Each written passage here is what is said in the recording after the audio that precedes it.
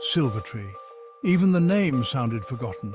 Dust-covered signposts pointed to a town lost to time. Weathered buildings stood like hollow eyes, staring into a past no one remembered. Among them, nestled in overgrown vines, was the grand Silvertree ballroom. Once a beacon of joy, now a husk haunted by whispers of a tragedy long past. They said music still echoed within its decaying walls. They said shadows danced beneath the skeletal remains of its grand chandeliers. They said a solitary figure, forever trapped, waited for his next dance partner. Lena, unlike the townsfolk, was drawn to the mystery. New to the village, these tales were more intriguing whispers than cautionary warnings. She'd spend her days exploring the town's abandoned shops, imagining their former glory. But the ballroom, shrouded in an eerie silence, called to her. The locals told of a grand ball interrupted by a devastating fire, claiming the lives of all inside, including the young lord who owned the manor. But one tale stood out, the tale of the waltz. It was said the lord, forever bound to the ballroom, waited for a partner to share an eternal waltz.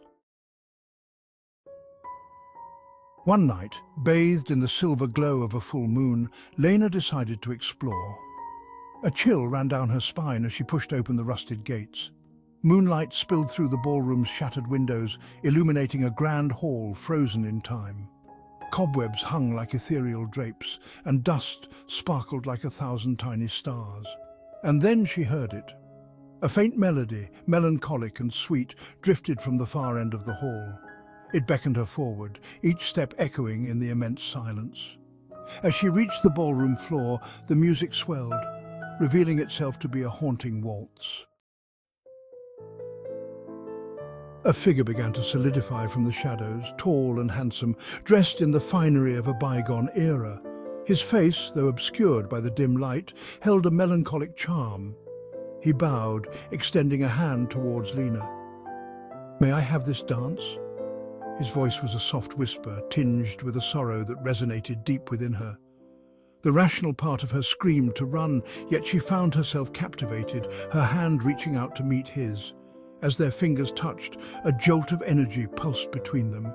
He led her into the waltz, their steps matching the rhythm of the unseen orchestra. Section 5. Shadows dance and time stands still. The music swelled, encompassing them in its melancholic embrace. Lena lost herself in the dance, the ballroom around them fading away. It was just the two of them, spinning through a timeless void. But as the dance continued, the atmosphere shifted. The music grew more frantic, the air thick with an unseen pressure. Lena felt a chill spread through her as if the temperature had plummeted. Glancing at her partner, she noticed his features, once hauntingly handsome, were now sharp and skeletal. His eyes, burning with an unnatural light, held her captive. Section 6. Breaking free from the phantom's embrace. Fear, sharp and cold, cut through the enchantment. Lena realized she was trapped in a dance with something not of this world. His grip tightened, his touch icy cold. "You cannot leave," he whispered, his voice a chilling rasp. "You are mine now, bound to this waltz for eternity." Panic surged within her. She struggled against his grip, but he held fast. Desperately, she stomped on his foot, using his momentary surprise to wrench herself free. Breaking away from his grasp, she stumbled back, the music around her discordant and jarring. Section 7. The lingering touch of the waltz. Lena didn't waste a moment. She turned and ran, her heart pounding against her ribs. The ballroom seemed to stretch endlessly before her. Each echoing footstep was pursued by the phantom's enraged howl. Finally, she burst through the decaying doors, the cool night air washing over her like a cleansing wave. She didn't stop running until she reached her cottage, slamming the door shut and bolting it tight. But even within the confines of her home, she couldn't shake the feeling of icy fingers brushing against her skin, the echo of the waltz resonating in her bones. Section 8. The echoes of Silvertree. The once alluring whispers of Silvertree now sent shivers down her spine. She avoided passing the ballroom, her heart pounding each time she heard even the faintest strains of music carried on the wind. Sleep offered little solace.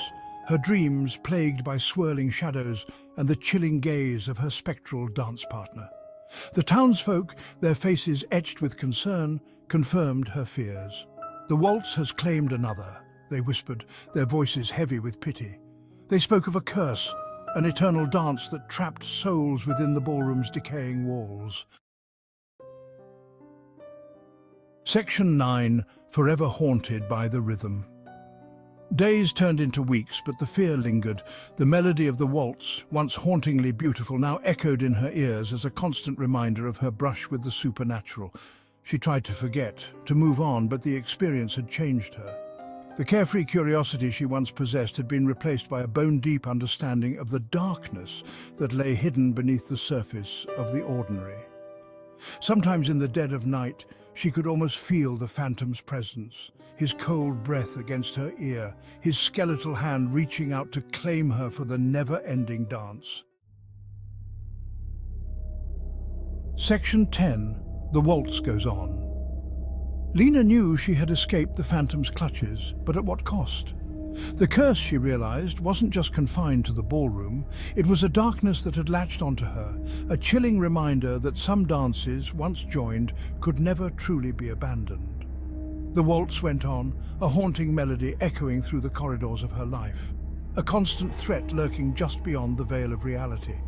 And she knew, with a chilling certainty, that she was forever bound to the haunted waltz of Silvertree.